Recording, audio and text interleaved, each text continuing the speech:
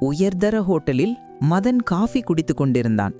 அப்பொழுது ஒரு பெண் அவனிடம் வந்து, ஹாய், நீங்க பார்கவி காலேஜில் தானே படிச்சீங்க என்று கேட்டுக்கொண்டே சேரில் அமர்ந்தாள். ஆமாங்க, அங்கதான் படிச்சேன். நீங்க யாரு? நான் உங்க ஜூனியர் வைஷ்ணவி, ஜாஸ்மினோட கிளாஸ்மேட். சாரிங்க, எனக்கு ஜாஸ்மின் யாருன்னே தெரியல. காஃபி சாப்பிடுங்க என்று சொல்லிவிட்டு காஃபி ஆர்டர் செய்தான். என்னங்க, ஜாஸ்மின் தெரியலன்னு சொல்றீங்க? அவ உங்களை லவ் பண்ணான்னு காலேஜுக்கு தெரியுமே. ஓ, அவங்களா? சாரிங்க, எனக்கு அவங்க பேரும் தெரியாது, நான் பார்த்ததும் இல்லை. அப்படியா? சரி, உங்ககிட்ட ஜாஸ்மின் பத்தி பேசுவாளே வாயாடி பிரதீபா, அவளையாவது தெரியுமா? அவங்க பேர் பிரதீபாவா? அவங்கள தெரியுங்க. காஃபி வந்தது. அதை குடித்துக்கொண்டே, அவ பேர் மட்டும் எப்படி தெரியும்? நீங்க தான் சைட் அடிக்க மாட்டீங்களே. ஜாஸ்மின் இப்ப கொரியால ஒர்க் பண்றா. நீங்க என்ன ஒர்க் பண்றீங்க? நான் ஓன் பிசினஸ் பண்றேங்க. அவங்க இன்னும் மேரேஜ் பண்ணலையா? அவ உங்களை தாங்க இப்போவும் நினைச்சிட்டு இருக்கா. லவ்லாம் முடியாது, 27 வயசுல பார்க்கலான்னு சொன்னீங்கன்னு வெயிட் பண்றா. உங்களை தேடி வருவா பாருங்க. என்ன டிஸ்டர்ப் பண்ணாங்கன்னு அப்படி சொன்னேங்க. என்னால முடியாதுன்னு அவங்க கிட்ட சொல்லிடுங்க ப்ளீஸ். அவ உங்களுக்காக தான் காத்துட்டு இருக்காங்க. ஏங்க முடியாதுன்னு சொல்றீங்க? ஆமாங்க, அவங்க என்ன கேஸ்ட்னு தெரியல. நான் எஸ்சிங்க. கண்டிப்பா அவங்க வீட்ல ஒத்துக்க மாட்டாங்க. சென்னையில யாருங்க கேஸ்ட் எல்லாம் பாக்குறாங்க? சரி, அவங்க வீட்ல ஒத்துக்கணும், அவ்வளோதானே. நான் இப்பவே பிரதீபா கிட்ட பேசுறேன். இருங்க, அவசரப்படாதீங்க, இதை இப்படியே விட்டுருங்க, நான் கிளம்புறேன் என்று எழுந்தான். அவளும் எழுந்து, மதன், அட்லீஸ்ட் ட்ரை பண்ணி பார்க்கலாமே. வேணாங்க. சரி, நீங்க எங்க போனோம்? வாங்க, நான் டிராப் பண்றேன். இல்ல வேணாம், என் ஹஸ்பண்ட் வந்துட்டு இருக்காரு. உங்க நம்பர் தாங்க, என் குழந்தை பர்த்டேக்கு உங்களை இன்வைட் பண்றேன். நீங்க ஜாஸ்மின் பிரதீபா கிட்ட என் நம்பர் கொடுப்பீங்க? வேணாங்க. இல்லைங்க, கொடுக்க மாட்டேன், நம்ம ஃப்ரெண்ட்ஷிப்க்கு தான் கேட்டேங்க என்று சொல்லி நம்பரை வாங்கும் பொழுது ரவியிடமிருந்து கால் வந்தது. என்னங்க, வந்துட்டீங்களா? இதோ வெளியில வரேன், வாங்க, என் ஹஸ்பண்டை இன்ட்ரடியூஸ் பண்றேன் என்று இருவரும் வெளியே சென்றார்கள். ரவியும் பைக்கை விட்டு இறங்கி ஹோட்டலுக்கு சென்றான். மூவரும் சந்தித்தபோது, இவன் கூட ஏண்டி பேசிட்டு வர என கோபமாக கேட்டான். என்னாச்சுங்க, ஏன் கோவப்படுறீங்க? இவர் என் காலேஜ் சீனியர். ஆமா, பெரிய சீனியர். இனி இவன் கூட உன்னை பார்த்தேன், நான் மனுஷனா இருக்க மாட்டேன் என அவளின் கையை பிடித்து அழைத்துச் சென்றான். ஒன்றும் புரியாமல் வைஷ்ணவி மதனை திரும்பி பார்த்து கொண்டே சென்றாள். இருவரும் வீட்டிற்கு வரும் வழியில், அவருக்கும் உங்களுக்கும் என்னங்க பிரச்சனை? ஏன் கோவப்பட்டீங்க? ஏன் அவனை தெரியும்னு என்கிட்ட நீ சொல்லல? காலேஜில் அவர் கூட பேசினதில்லைங்க. என் ஃப்ரெண்டு அவரை லவ் பண்ணா, அதனால அவரை தெரியும். ஆமாம், அவன் எவளை பார்த்தாலும் லவ் பண்ணுவான். அவரை லவ் பண்ணாருன்னு நான் சொல்லலையே.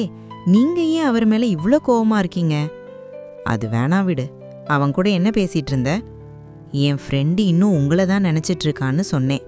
கேஸ்ட் ப்ராப்ளம் வரும்னு அவளை வேணான்னு சொல்லிட்டாரு. இந்த காலத்தில் அதுவும் சென்னையில் யாருங்க அதெல்லாம் பார்க்குறா?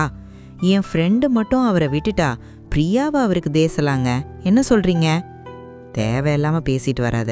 நம்ம கேஸ்டில் தான் அவளுக்கு மாப்பிள்ளை பார்க்கணும். நீங்கள் பார்க்காத மாப்பிள்ளை இல்லை, உங்கள் தங்கச்சி தான் யாரையும் வேணான்னு சொல்கிறாளே. இவரை பார்த்தா உடனே ஓகே சொல்லிடுவா. ஸ்மார்ட்டாக இருக்கார்ல. அவனை பற்றி உனக்கு தெரியாது. பிரியா கூட அவனை சேர்த்து பேசாத. நல்லவருன்னு சொன்னேன். என்ன பிரச்சனைன்னு கேட்டால் சொல்ல மாட்டீங்க. என்னமோ பண்ணுங்க என பேசிக்கொண்டே வீட்டிற்கு வந்தார்கள். அடுத்த நாள் ரவி வேலைக்கு சென்றதும் மதனுக்கு கால் செய்தாள். ஹலோ, நான் வைஷ்ணவி பேசுகிறேன். எப்படி இருக்கீங்க? நல்லா இருக்கேங்க. நீங்கள் எப்படி இருக்கீங்க? நான் நல்லா இருக்கேன். என் ஹஸ்பண்ட்க்கும் உங்களுக்கும் என்னங்க பிரச்சனை? ஏன் உங்கள் மேலே கோவப்பட்டாரு? அது ஒன்றும் இல்லைங்க, வேணா விடுங்க. ப்ளீஸ் சொல்லுங்க. அவரும் சொல்ல மாட்டாரு, நீங்களும் சொல்லலைன்னா நான் யார்கிட்ட கேட்பேன்? தலையே வெடிக்கிற மாதிரி இருக்குங்க. அவரே சொல்லலை, வேணாங்க. சரி, என் ஹஸ்பண்டு உங்களுக்கு எப்படி தெரியும்னு சொல்லுங்க போதும். எதுவும் சொல்ல முடியாதுங்க, என்னை விட்டுருங்க. அப்போ பெருசாக என்னமோ நடந்திருக்கு. நானே கண்டுபிடிக்கவா இல்லை நீங்களே சொல்கிறீங்களா? ஏங்க, சொன்னா கேளுங்க. எப்படி கண்டுபிடிப்பேன்னு கேளுங்க. வேணாங்க, அதெல்லாம் முடிஞ்சு போன விஷயங்க, ப்ளீஸ். 2 பேருக்கும் ஒரே வயசு தான். அவரோட காலேஜ் வேற. அப்போ கண்டிப்பாக அவரை ஸ்கூலில் தான் மீட் பண்ணியிருப்பீங்க.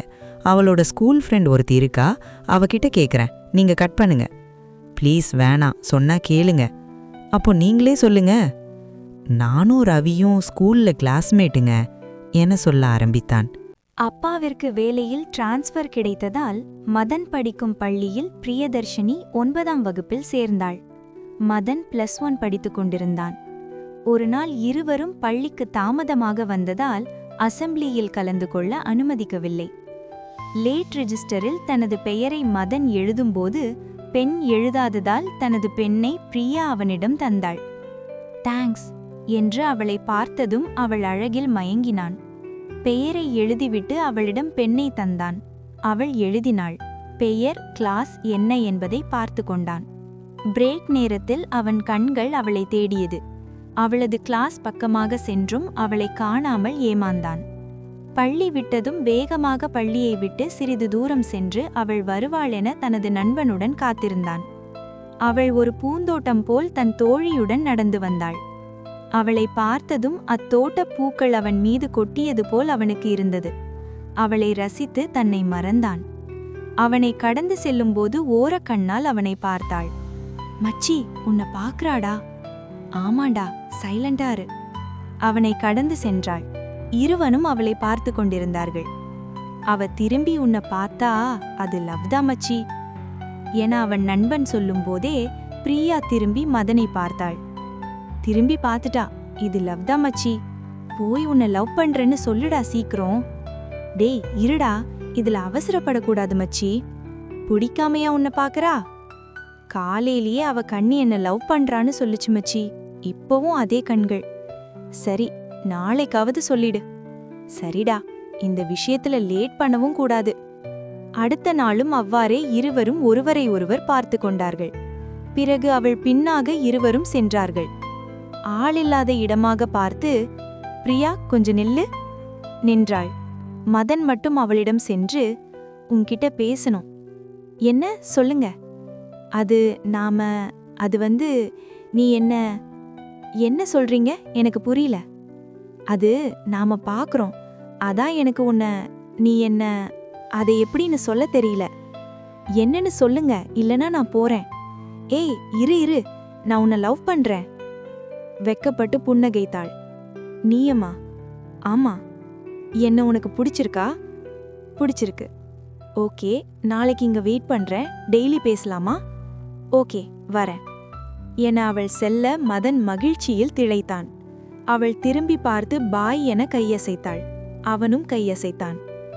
அடுத்தடுத்த நாட்களில் காதல் கடிதம், பிறந்தநாள் கிஃப்ட்ஸ் என அவர்களின் காதல் வளர்ந்த நேரத்தில் பிரியாவின் அண்ணன் ரவி அப்பள்ளியில் வந்து சேர்ந்தான்.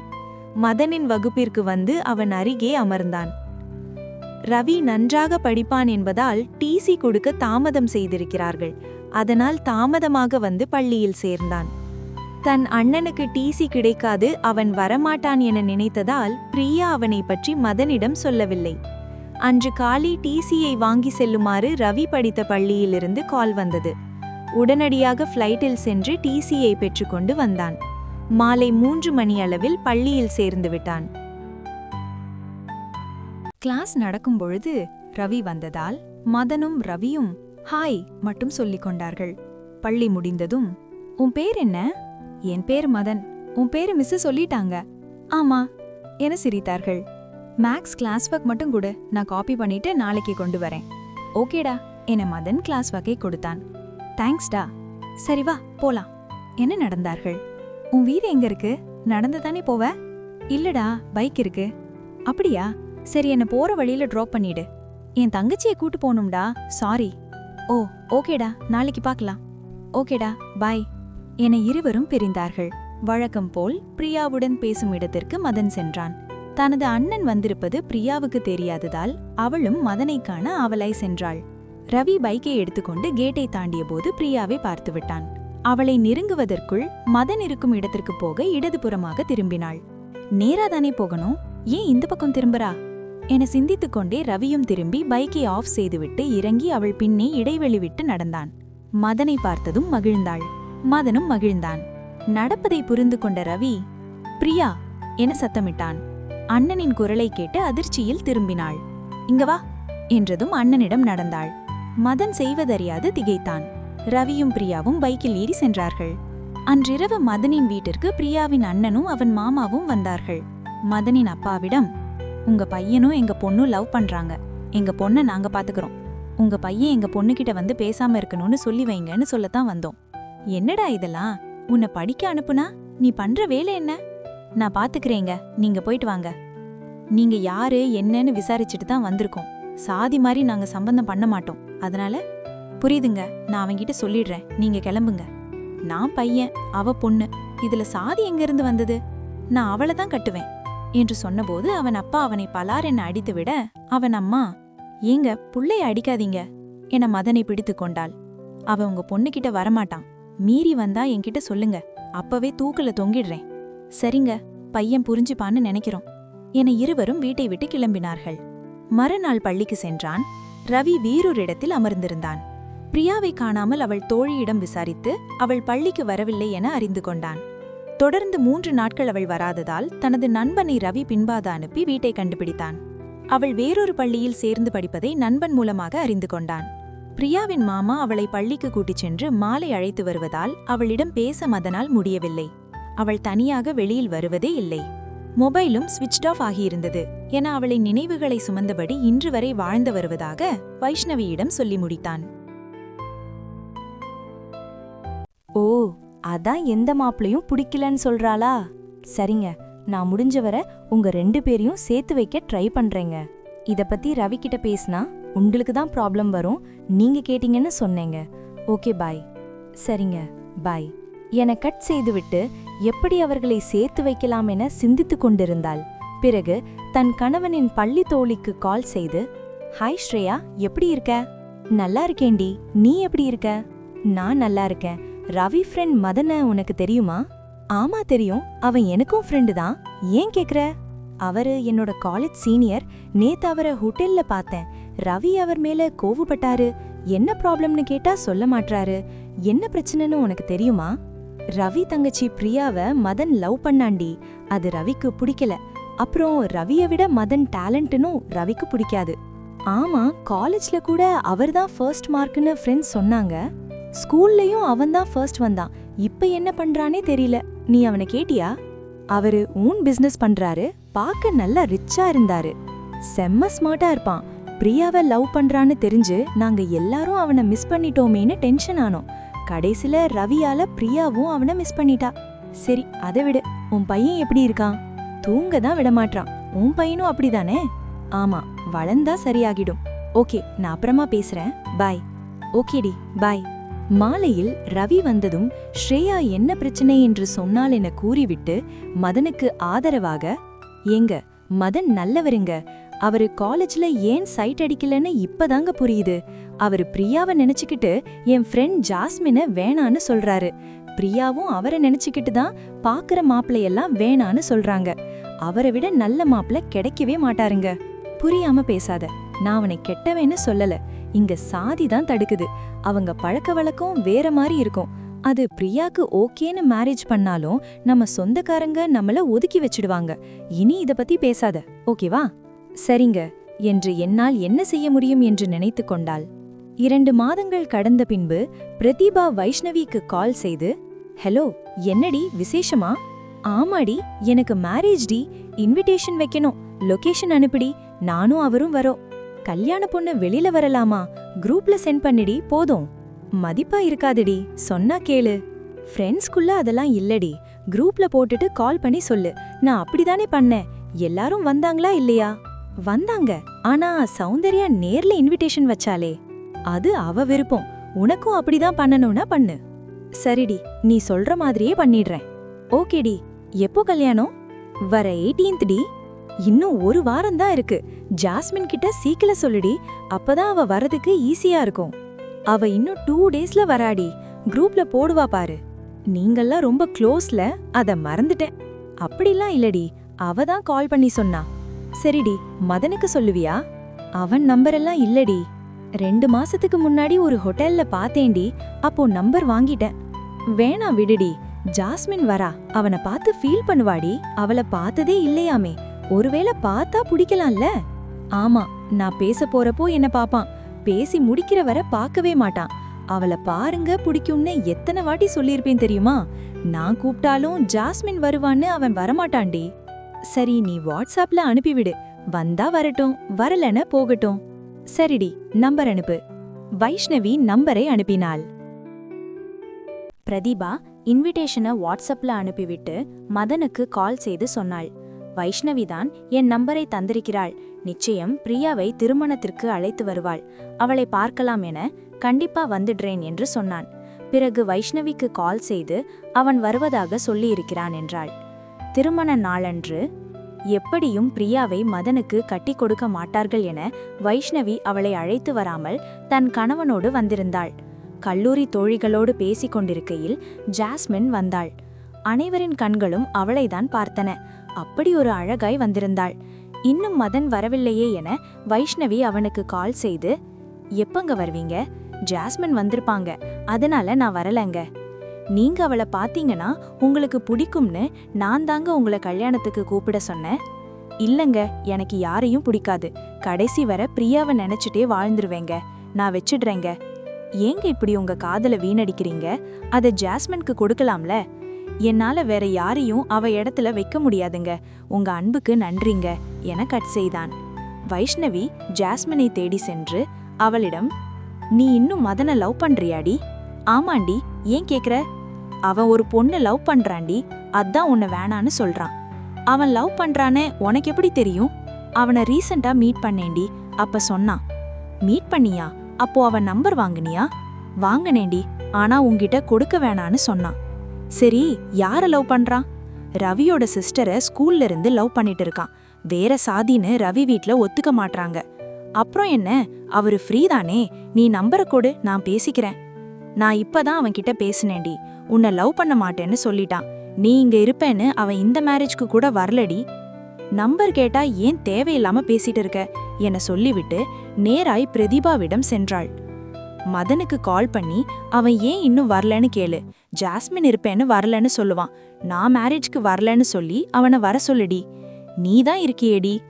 என் பேரு ஜாஸ்மின் ரோஸ்னு உனக்கு தெரியாதா? இனி என் பேரு வெறும் ரோஸ் தான். நீ கால் பண்ணு. சரிடி என பிரதீபா கால் செய்தாள். ஜாஸ்மின் தன் தோழிகளிடம் நடந்ததை கூறி தன்னை ரோஸ் என்று அழைக்கும்படி கூறினாள். திருமணம் நடப்பதற்குள் மதன் கல்யாண மண்டபத்தை வந்தடைந்தான். மதனின் வரவை எதிர்பார்த்து திருமண மண்டப வாசலையே பார்த்து கொண்டிருந்த ரோஸ் அவனை பார்த்ததும் பூரித்தாள். உடனே அவனிடம் சென்று, வாங்க மதன், நீங்க வருவீங்கன்னு பிரதிபா சொன்னா. நான் ரோஸ், உங்க சீட் முன்னாடி இருக்கு, வாங்க என அவனை அழைத்து சென்றாள். அவன் கண்களோ பிரியாவை தேடின. அவனை அமர வைத்துவிட்டு அவன் அருகிலேயே அவளும் அமர்ந்தாள். பிரியாவை காணாததால் ரோஸிடம், நீங்க பிரதிபா கிளாஸ்மேட்டா? ஆமாங்க. வைஷ்ணவியும் உங்க கிளாஸ் தானே? அவங்க எங்க இருக்காங்கன்னு தெரியுமா? அவ எங்க ஃப்ரெண்ட்ஸ் கூட இருப்பா. அதோ ஸ்டேஜுக்கு அந்த பக்கமா இருக்கா பாருங்க. பார்த்தான். அங்கும் பிரியாவை காணாததால் சோர்ந்தான். பாத்துட்டேங்க, தேங்க்ஸுங்க. அவங்க கூட உட்காராம உங்க கூட இருக்கேன்னு தானே நினைக்கிறீங்க? பிரதீபா தான் உங்க கூட இருந்து உங்களை நல்லா கவனிக்க சொன்னா. அதெல்லாம் வேணாங்க, நீங்க போங்க, அவங்க கூட பேசிட்டு இருங்க. இல்லைங்க, அவ திட்டுவா. ஆமா, நீங்க ஏன் டல்லா இருக்கீங்க? ஒன்னும் இல்லைங்க, நான் நல்லாதான் இருக்கேன். அப்ப சிரிங்க, மேரேஜ் ஃபங்க்ஷன்ல டல்லா இருக்க கூடாதுங்க. சரிங்க என ஸ்மைல் செய்தான். இப்ப பாருங்க எவ்ளோ நல்லா இருக்கு என அவனை ரசித்தாள். திருமணம் முடிந்தது. கிஃப்ட் கொடுத்தான். பெண் அருகில் ரோஸ் நின்று கொள்ள, மாப்பிள்ளை அருகில் மதன் நின்று கொள்ள போட்டோ எடுக்கப்பட்டது. பிறகு பெண்ணின் தோழிகள் அனைவரும் போட்டோ எடுக்க வந்தார்கள். உடனே மதன் அருகில் ரோஸ் சென்று, மாப்பிள்ளை பக்கத்துல கொஞ்சம் நின்னுக்கங்க, நாங்க போட்டோ எடுத்துக்கிறோங்க ப்ளீஸ். சரிங்க என்றான். அவன் அருகில் ரோஸ் நின்று கொள்ள மற்றவர்கள் அவள் அருகிலும் பெண் அருகிலும் நின்று கொண்டார்கள். போட்டோ எடுக்கப்பட்டது. பிறகு சாப்பிட சென்றார்கள். மதன் அருகில் ரோஸ் அமர்ந்து கொண்டு சாப்பிட்டாள்.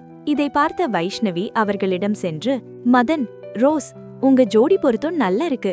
நீங்க எப்போ கல்யாண சாப்பாடு போட போறீங்க? பிரியாவை ஏன் கூட்டிட்டு வரல? கூப்பிட்டேங்க, அவதான் வரலன்னு சொல்லிட்டா. நான் வருவேன்னு சொன்னீங்களா? இல்லைங்க, அதான் ரவி வீட்ல ஒத்துக்க மாட்டாங்களே. அவளை நினைக்கிறத விட்டுட்டு இவளை கட்டிக்கங்க. உங்களுக்கு பொருத்தமா இருக்கா? வைஷு, அவரை ஏண்டி டென்ஷன் பண்ற? நீ போய் உன் புருஷன் கூட சாப்பிடு. நீங்க சாப்பிடுங்க, அவளை கண்டுக்காதீங்க என்று ரோஸ் சொன்னதும் வைஷ்ணவி சென்று விட்டாள். சாரிங்க, அவ தெரியாம பேசிட்டா. பரவாயில்லைங்க, நான் கிளம்புறேன். சரி, போயிட்டு வாங்க. மதன் எழுந்து செல்ல ரோஸ் அவனை பார்த்து கொண்டிருந்தாள். பிறகு பிரதீபாவிடம் சொல்லிவிட்டு வீட்டிற்கு சென்றாள். மாலையில் வைஷ்ணவிக்கு கால் செய்து, பிரியாதான் உன் ஹஸ்பண்ட் ரவியோட சிஸ்டரா? ஆமாண்டி, அவளை பார்க்கதான் அவன் வந்திருக்கான் போல. நான் பிரியாவை பார்க்கணும். உன் வீட்டோட லொகேஷன் அனுப்புடி, நான் வரேன். எதுக்குடி? மதனை பத்தி பேச போய்யா?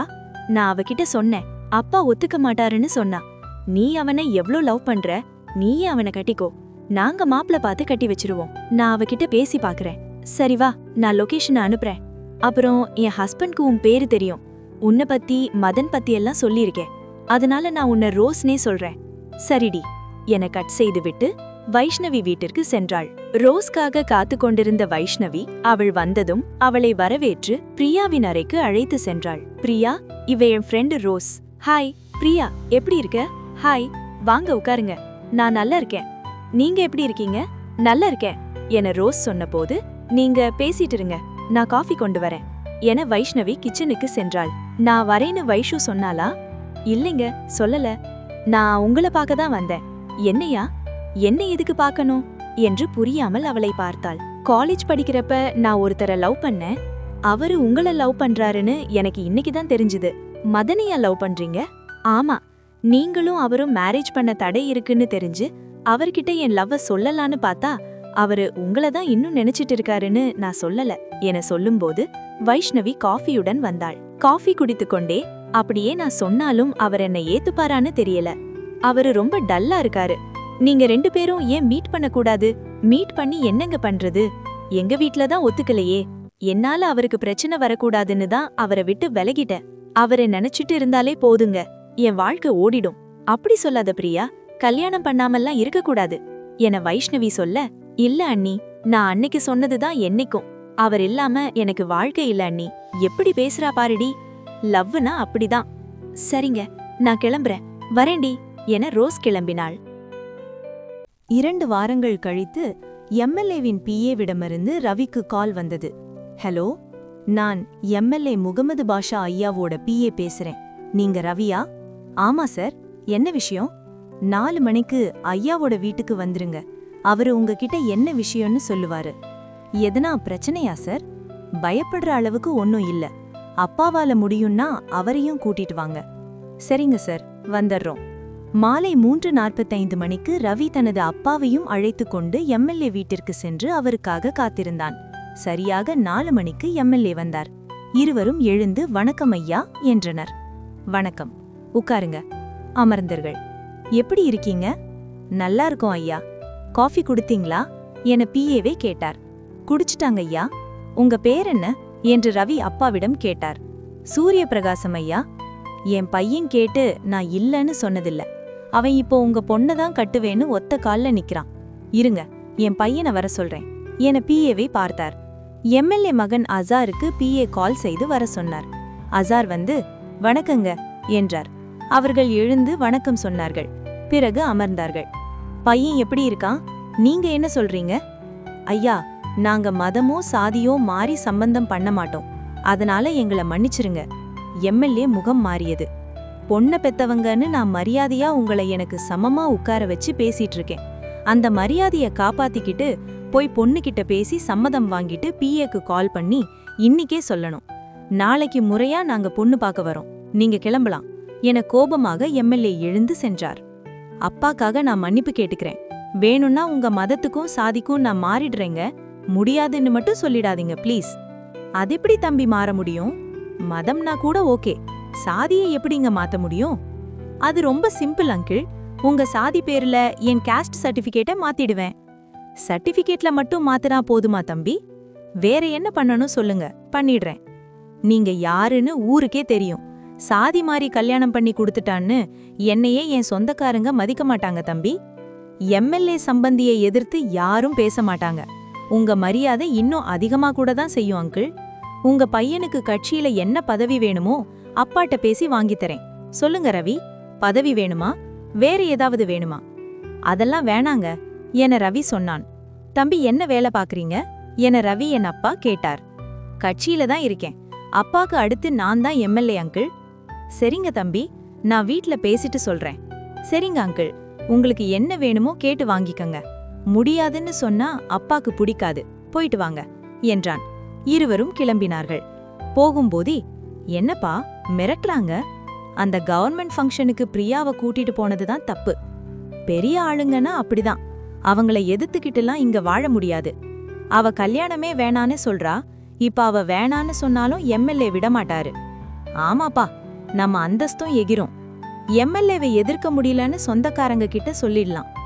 சரிப்பா, அது ஒன்னும் பெரிய விஷயம் இல்ல. அவங்க கிட்ட கேட்டா எனக்கும் ப்ரமோஷன் கிடைக்கும் என பேசிக்கொண்டே வீட்டிற்கு வந்தார்கள். ரவி தனது அம்மாவை அழைத்து நடந்ததை கூறினான். பிறகு பிரியாவை அழைத்தான். வந்தாள். அவள் அப்பா அனைத்தையும் அவளிடம் கூறினார். அவளோ திருமணமே வேண்டாம் என்றாள். அதற்கு ரவி, அவங்க பிரச்சனை பண்ணுவாங்க, நாம நிம்மதியா வாழ முடியாது, புரிஞ்சுக்க பிரியா. ஆமா பிரியா, அண்ணனை வேலை விட்டே தூக்கிடுவாங்க. அவன் எவ்வளவு கஷ்டப்பட்டு கவர்மெண்ட் வேலைய வாங்கினான்னு உனக்கு தெரியும்ல என்று அவள் அப்பா சொன்னார். உனக்கு கல்யாணத்தை பண்ணி வச்சுட்டா போதும்னு இருக்கேன், ஒத்துக்கம்மா என்று அவள் அம்மா சொன்னார்கள். ஆமா பிரியா, பெரிய இடம் வேற, நமக்கும் மரியாதையா இருக்கும். இத்தனை பேர் சொல்றோம், சரின்னு சொல்லு பிரியா. எனக்கு 2 days டைம் கொடுங்க, யோசிக்கிறேன். இன்னிக்குள்ள சொல்லுங்க. நாளைக்கு பொண்ணு பார்க்க வரோன்னு எம்எல்ஏ சொன்னாருமா, இப்பவே யோசிச்சு சொல்லுமா. நான் மாப்பிள்ள போட்டோவை வாங்கி அனுப்புறேன் என அவள் அப்பா சொன்னார். சரிப்பா என அவளின் அறைக்கு சென்றாள். பிஏவிடம் போட்டோவை வாங்கி பிரியாவிற்கு ரவி அனுப்பினான். ஓகே, ஆனா ஒரு கண்டிஷன், மதனுக்கு மேரேஜ் ஆன அப்புறம்தான் எனக்கு மேரேஜ் என்று ரிப்ளை செய்தாள். சரின்னு சொல்லிட்டா என அனைவரிடம் சொல்லி மகிழ்ந்துவிட்டு பிஏக்கு கால் செய்து சொன்னான். பிறகு வைஷ்ணவியிடம் மதனுக்கு கால் செய்து பிரியா சொன்னதை சொல்ல சொன்னாள். அதற்கு மதன், சரிங்க, வீட்ல பொண்ணு பார்க்க சொல்றேன் என கூறினான். அடுத்த நாள் பிஏ ரவிக்கு கால் செய்து, பொண்ணு பார்க்க வர நேரத்தை 11 மணிக்குள்ள சொல்லிடுறேன். பையன், அம்மா, சித்தி, சித்தப்பா வராங்க. கூட்டம் சேர்ந்துரோன்னு ஐயா வரல. அப்புறம் உங்க முறைப்படிதான் கல்யாணம் நடக்கும். நிச்சயதார்த்த தேதி குறிக்கிற வர யாருக்கிட்டையும் சொல்லிடாதீங்கன்னு ஐயா சொல்ல சொன்னாரு. சரிங்க, சொல்ல மாட்டோங்க, அப்ப நான் வைக்கிறேன் என்று கட் செய்தார். வைஷ்ணவி எல்லாவற்றையும் கான்ஃபரன்ஸ் காலில் பிரதீபா மற்றும் ரோஸிடம் கூறினாள். இப்ப ரூட் கிளியரா இருக்கு. எம்எல்ஏ பையன் சொன்ன மாதிரி நீயும் உன் காஸ்ட சேஞ்ச் பண்ணிட்டு மதனை கல்யாணம் பண்ணிக்கடி என பிரதீபா ரோஸிடம் சொன்னாள். ஆமாண்டி, இதை விட்ட வேற வழியே இல்ல என வைஷ்ணவியும் சொன்னாள். அவர் நல்லவரடி, இல்லனா ஏமாத்தலாம். அவர் எப்போ பிரியாவை லவ் பண்றாருன்னு தெரிஞ்சதோ அப்பவே அவரு வேணான்னு முடிவு பண்ணிட்டேன். என்னடி ஆச்சு இவளுக்கு? மதன் மேல பைத்தியமா இருந்தாலே. அதான் எனக்கும் புரியல. நீதான் ஜாஸ்மின்னு அவன்கிட்ட சொல்லி அவனை கல்யாணம் பண்ணு, இல்லனா விடு, நாங்க பேசுறோம், அவன் உனக்கு தான். ஆமா ஜாஸ்மின், பிரியா தான் இப்ப இல்லன்னு அவன்கிட்ட நாங்க பேசி அவனை சம்மதிக்க வைக்கிறோம். அவனை கல்யாணம் பண்ணா அவன் கண்ணுக்கு நான் தெரிய மாட்டேன், பிரியா தான் தெரிவா. போய் வேலைய பாருங்கடி என கட் செய்தாள். 11 மணி அளவில் பிஏ ரவிக்கு கால் செய்து, ஐயா அவங்கள பாக்கணும்னு சொல்றாரு, 4 மணிக்கு வந்துருங்க. பொண்ணு பார்க்க வரோன்னு சொல்லிட்டு இப்போ எங்களை வர சொல்றீங்களே ஏன்னு ஐயா சொல்வாங்க. நேத்து மாதிரி கரெக்டா வந்துருங்க. சரிங்க, வந்துடுறோம். ஓகே என அவர் கட் செய்ய அப்பாவிடம் சொன்னான். எதுக்குன்னு தெரியலையே, சரி போய் பாப்போம் என மாலையில் எம்எல்ஏ வீட்டிற்கு சென்றார்கள். எம்எல்ஏ வந்தார். நேத்து கொஞ்சம் கடுமையா பேசிட்டேன், மனசுல எதுவும் வச்சுக்காதீங்க. இல்லைங்க ஐயா, அத அப்பவே மறந்துட்டோம். சரி, அது வேற ஒண்ணுமில்ல, காதல் கருமம்னு ஏதாவது இருக்கான்னு உங்க பொண்ணை பத்தி விசாரிக்க சொன்னேன். விசாரிச்சதுல மதன்னு ஒரு பையனை உங்க பொண்ணு லவ் பண்றதா கேள்விப்பட்டோம். அது உண்மைதானா? ஆமாங்க ஐயா, அது ஸ்கூல் படிக்கிறப்ப புரியாத வயசுல அப்படி பண்ணிட்டா. அப்பவே கண்டிச்சு அதுக்கப்புறம் என பேசி கொண்டிருக்கும் போதே அந்த பையனோட அப்பா வந்திருக்காருன்னு பிஏவை எம்எல்ஏ பார்க்க பிஏ சென்று அவரை அழைத்து வந்தார். வாங்க உட்காருங்க என எம்எல்ஏ சொல்ல மதனின் அப்பா அமர்ந்தார். இங்க பொண்ண இவர் பையனுக்கு கட்டி கொடுங்க. ஏன் தலைமையில இந்த கல்யாணம் நடக்கும். அவனும் இனி ஏன் பையன் மாதிரி தான். என்ன சொல்றீங்க? ஐயா, அது எப்படிங்க என சொல்லும்போது, நீங்க சொல்ல மாதிரி 2 பேரும் இன்னைக்கு வர பேசாம இருக்காங்க. அவங்க சார்பா இப்ப நான் சொல்றேன், நீங்க கேளுங்க. முடியாதுன்னு சொன்னா நான் என் வழியில கல்யாணம் பண்ணி வைப்பேன். கடைசியா கேக்குறேன், முடியுமா முடியாதா? சரிங்க ஐயா, உங்க தலைமையில கல்யாணம் நடக்குதுன்னா எனக்கு சம்மதங்க. நல்லது. நேத்து என் பையன் சொன்ன மாதிரி உங்களுக்கு என்ன வேணுமோ என்கிட்ட எப்ப வேணும்னாலும் கேட்டு வாங்கிக்கலாம். சரிங்க ஐயா, ரொம்ப நன்றி. தாம்பூலம் எடுத்துட்டு வர சொல்லு என்றவுடன் தாம்பூலத்தட்டு எடுத்து வரப்பட்டது. அனைவரும் எழுந்தார்கள். தாம்பூலத்தட்டை வாங்கி மதனின் அப்பாவிடம் தந்து, உங்க சம்பந்தி கிட்ட கொடுங்க என மகிழ்ச்சியோடு சொன்னார். அதை வாங்கி பிரியாவின் அப்பாவிடம் கொடுக்கும் முன்னர், என்னங்க உங்களுக்கு முழு சம்மதமா என எம்எல்ஏ பிரியா அப்பாவிடம் கேட்க, நீங்க சொன்னதுனால முழு சம்மதங்க ஐயா, இப்ப கொடுங்க என்றதும் மதனின் அப்பா தந்தார். பிரியாவின் அப்பா வாங்கி ரவியிடம் தந்தார். அதேபோல் மற்றொரு தாம்பூல தட்டை வாங்கி பிரியாவின் அப்பாவிடம் எம்எல்ஏ தந்தார். அதை மதனின் அப்பாவிடம் அவர் கொடுக்கும்போது, உங்களுக்கு இதுல முழு சம்மதமா என்று எம்எல்ஏ கேட்க, பொண்ணோட அப்பாக்கு சம்மதம்னா எனக்கும் முழு சம்மதங்க என்றார். இப்ப கொடுங்க என்று எம்எல்ஏ சொல்ல பிரியாவின் அப்பா தந்தார். மதனின் அப்பா வாங்கி கொண்டார். ரொம்ப சந்தோஷம், கல்யாண செலவு என்னோடது, மத்தத நீங்க பேசிக்கங்க. நிச்சயதார்த்தத்துக்கு என் பையனும் அவ அம்மாவும் வருவாங்க. கல்யாணத்துக்கு நாங்க எல்லாரும் வருவோம். என்ன உதவி வேணும்னாலும் கேளுங்க, நான் செய்றேன். சந்தோஷமா போயிட்டு வாங்க என்று எம்எல்ஏ சொல்ல மூவரும் கிளம்பினார்கள். எம்எல்ஏ வீட்டை விட்டு வெளியே வந்ததும் மதனின் அப்பா ரவியின் அப்பாவிடம், கல்யாண செலவை ஏன் எம்எல்ஏ ஏத்துக்கிறாரு? உங்களுக்கு ரொம்ப வேண்டியவரா? நான் உங்களுக்கு வேண்டியவருன்னு நினைச்சேன். அவரை ஏன்னு கேட்கவும் முடியல, எதுக்குன்னும் கேட்க முடியல. ரொம்ப நல்லவரா இருக்கிறாரு. நல்லா இருக்கட்டும். சரிங்க, நான் போயிட்டு வரேன். உங்க நம்பர் கொடுங்க என வாங்கி கொண்டு தனது நம்பரை மதன் அப்பாவிடம் தந்துவிட்டு, சாதியை விட பணமும் பதவியும் தான் பெருசுன்னு எம்எல்ஏ புரிய வச்சுட்டாருங்க. சரி, மாப்பிள்ள என்ன வேலை பாக்குறாரு? அவன் சொந்தமா 3 ஹோட்டல் வச்சிருக்கான். பஸ் ஸ்டாண்ட் பக்கத்துல இருக்கிற சந்திரா ஹோட்டல் அவனோடது தான். அப்படியா? அந்த ஹோட்டல் புதுசுனாலும் உடனே ஃபேமஸ் ஆகிடுச்சு. அங்க சாப்பாடும் நல்லா இருக்கும். நீங்க பெரிய இடம்னு சொல்லுங்க என சிரித்தபடி மதன் அப்பாவிடம் கைகுலுக்கினார். நான் இல்லங்க, என் பையனோட திறமை தான் இதுக்கு காரணம். அவன்தாங்க பெரிய இடம். நீங்க சிம்பிளா இருந்த உடனே உங்களை சாதாரணமா நினைச்சிட்டேன். உங்க பையன் போட்டோவை அனுப்புங்க. இல்ல வேணாம், நான் நேர்லயே பாக்குறேன். சரி, எப்ப பொண்ணு பார்க்க வரீங்க? பையன்கிட்ட பேசிட்டு சொல்றேங்க. பிறகு அவரவர் வீட்டிற்கு சென்றனர். எம்எல்ஏவோடு மீட்டிங் நடந்து கொண்டிருந்த சமயத்தில் மதன் வைஷ்ணவிக்கு கால் செய்து, ஜாஸ்மின் என்ன கேஸ்ட்னு உங்களுக்கு தெரியுமா? எதுக்கு கேக்குறீங்க?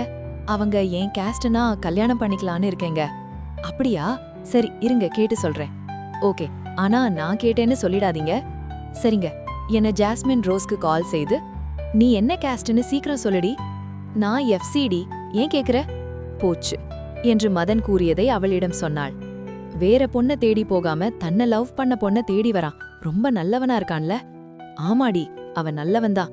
நீ எஸ்சின்னு சொல்லி அவனை மேரேஜ் பண்ணு. அது தப்பில்லடி. இல்ல, வேண்டாம். சரி, நான் வைக்கிறேன் என கட் செய்தாள். மதனுக்கு கால் செய்து வைஷ்ணவி சொன்னாள். அதற்கு மதன், ஓகேங்க, ரொம்ப தேங்க்ஸ், நான் வைக்கிறேன் என கட் செய்தான். மதனின் அப்பா வீட்டிற்கு வந்து நடந்தவற்றை மதனிடம் சொன்னார். என்னால நம்பவே முடியலப்பா என வைஷ்ணவிக்கு கால் செய்து நடந்ததை சொன்னான். அப்படியா? இருங்க, பிரியா கிட்ட தரேன், பேசுங்க என பிரியாவிடம் போனை தந்தாள். இருவரும் பேசி மகிழ்ந்தனர். பிறகு பெண் பார்த்தல், நிச்சயதார்த்தம் மற்றும் திருமணம் என எல்லாம் நடந்து முடிந்தது. எம்எல்ஏ மகன் அசாருக்கு ஜாஸ்மின் ரோஸ் கால் செய்து, நீ பண்ண உதவிக்கு ரொம்ப தேங்க்ஸ். உனக்காக இன்னும் என்ன வேணும்னாலும் செய்வே ரோஸ். ஓகே, பாய். இரு ரோஸ், நீ மதன் மேரேஜுக்கு கொடுத்த பணத்தை அப்பா உன் அக்கவுண்ட்டுக்கு டிரான்ஸ்ஃபர் பண்ண சொல்லிட்டாங்க. இல்ல, வேண்டாம், அது நான் அவருக்கு கொடுத்த மேரேஜ் கிஃப்ட் அசார். ஓகே, ஆனா அத நீ தான் கொடுத்தேன்னு அவருக்கு தெரியாதுல்ல ரோஸ். அந்த பணம் அவரை கல்யாணம் பண்ணணும்னு சம்பாடிச்சது. அது அவருக்கே கொடுத்ததுல எனக்கு சந்தோஷம்தான். சரி அசார், நான் வைக்கிறேன். ரோஸ், என்ன சொல்லு? என் மேல உனக்கு இப்போவும் லவ் வரலையா? மதனை நினைச்சிட்டு எப்படி உன் கூட வாழ முடியும்? புரிஞ்சுக்கோ அசார். அப்போ என்னால மட்டும் உன்னை நினைச்சிட்டு வேற பொண்ணு கூட வாழ முடியுமா? நான் அவரை மறக்க ட்ரை பண்றேன் அசார். சரி ரோஸ், நான் உனக்காக காத்துட்டு இருக்கேன். நாட்கள் கடந்தது. மதன் தன்னை காதலித்த ஜாஸ்மின் ரோஸை தேடி வந்தது போல் ஜாஸ்மின் ரோஸும் தனக்காக காத்துக் கொண்டிருந்த அசாரை திருமணம் செய்து கொண்டாள்.